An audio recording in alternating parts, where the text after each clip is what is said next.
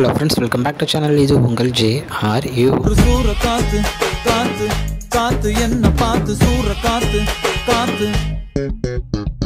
So இன்றைக்கி நம்ம அஜித்குமார் அவர்களுடைய நடிப்பில் வர குட் பேட் அக்லி படத்தை பார்த்தீங்கன்னா ஒரு மிகப்பெரிய ஒரு முக்கியமான அப்டேட் அப்படின்னு தான் சொல்லணும். ஆமாங்க, நம்ம குட் பேட் அக்லி படத்தில் வந்து பார்த்திங்கன்னா ஃபஸ்ட்டு வந்து நம்ம டிஎஸ்பி அவர்கள் தான் மியூசிக் போடுறதா சொல்லியிருந்தாங்க. தென் அனௌன்ஸும் பண்ணிவிட்டு படக்குள்ளே வந்து சூப்பராக ஷூட்டிங்கும் போயிட்டு இருந்துச்சு.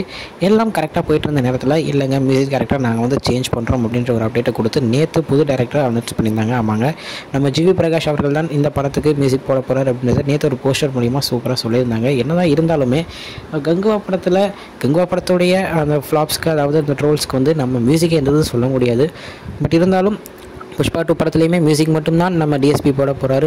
பிஜிஎம் வந்து சாம நாங்கள் மாற்றுறோம் அப்படின்னு சொல்லியிருந்தாங்க. இப்போது குட் பேட் அக்லிலையும் பண்ணியிருக்காங்க. ஸோ என்ன கதை அப்படின்றது எனக்கு கரெக்டாக தெரியல. பட் இருந்தாலும் ஜிவி பிரகாஷ் அவரும் சூப்பரான ஒரு மியூசிக் டைரக்டர் தான்.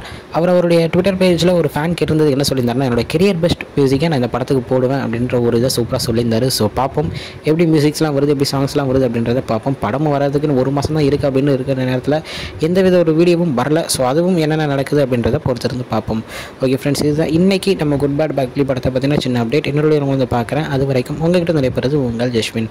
பை ஃப்ரெண்ட்ஸ், நெக்ஸ்ட் வீடியோ மறக்காமல் நம்ம சேனலை சப்ஸ்கிரைப் பண்ணிடுங்க. பாய் பாய்.